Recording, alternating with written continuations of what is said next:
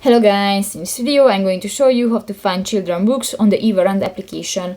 But first of all, I just want to mention, please don't forget to subscribe to our channel, because at 100,000 subscribers we are going to show you our YouTube revenue statistics and growth strategy, how to make money online. So let's jump into it.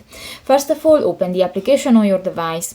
So that's the home screen and you can find different buttons. You just go to the lower bar, tap to the third button, the discover, and the browse all section you can find the second row and tap to the third button, the children's.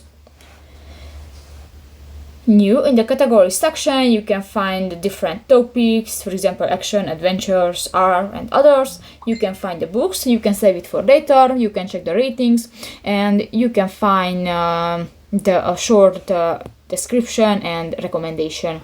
So that's pretty much it for this video guys. See you in the next one. Bye bye.